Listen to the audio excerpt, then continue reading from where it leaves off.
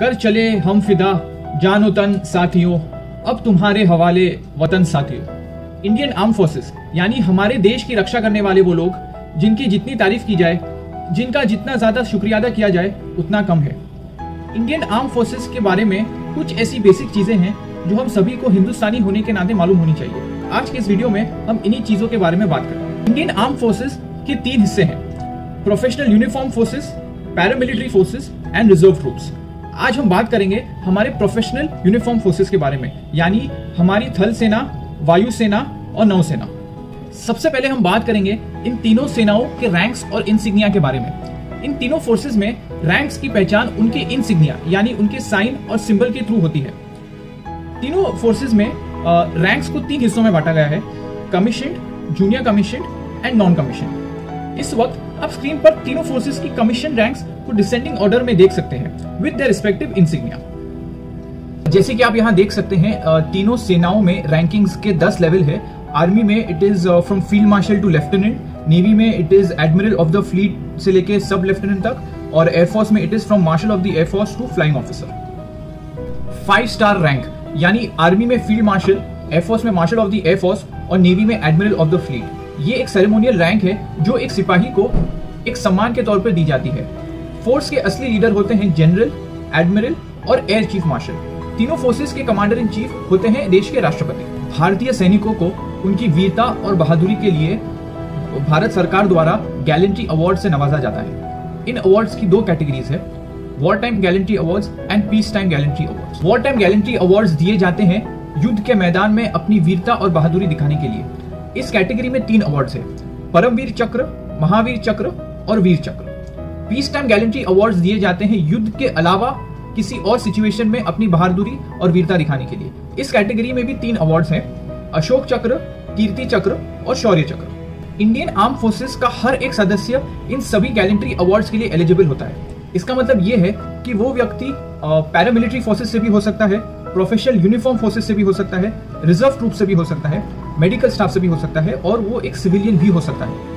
यानी वो व्यक्ति किसी भी कैटेगरी का हो, as long as he is a member of the Indian arm forces, वो इन सभी गैलेंट्री अवार्ड्स के लिए एलिजिबल है।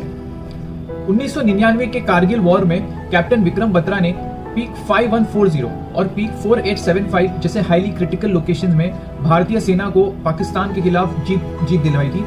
उनका एक बहुत ही फेमस कोट है: या तो मैं तिरंगे को लहरा कर आऊंगा या तिरंगे में लिपट कर आऊंगा।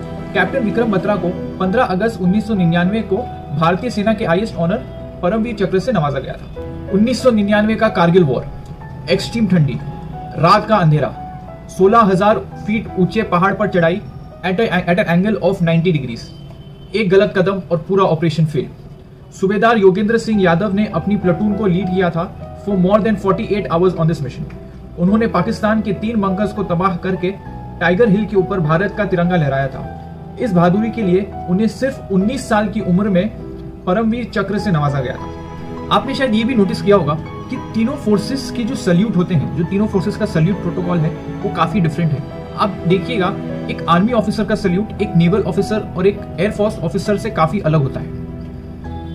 इंडियन आर्मी में सल्यूट हमेशा वेपन हैंड से किया जाता है with an open palm gesture. हाथ की उंगलियां और अंगूठा एक साथ होते हैं और बीच की उंगलियां हेड बैंड के करीब होती है।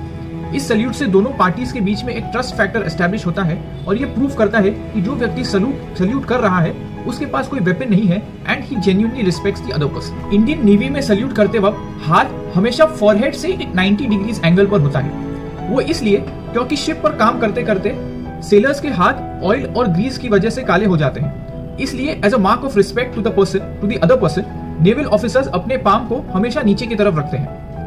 इंडियन एयरफोर्स में सल्यूट करने का तरीका आर्मी और नेवी के बीच का तरीका होता है। यानी आप कभी भी देखेंगे तो एयरफोर्स ऑफिसर का हाथ ना तो एक ओपन पाम जेस्चर की तरह होता है और ना ही 90 डिग्रीज एंगल पर होता है।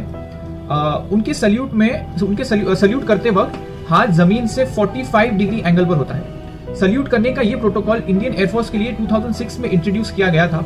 उससे पहले एयरफोर्स और आर्मी का सल्यूट एक जैसा था। इंडियन आर्म फोर्सेस के बारे में हम जितनी बातें करें उतनी कम है। हम पूरा दिन भी अगर बातें कर लें तो बातें पूरी नहीं होगी। लेकिन आज के इस वीडियो में इतना ही। ये वीडियो आपको कैसा लगा please let me know in the comments below. And अगर आपको वीडियो अच्छा लगा हो please don't forget to press that like button. मिलते हैं अगले वीडियो में। जय हिंद।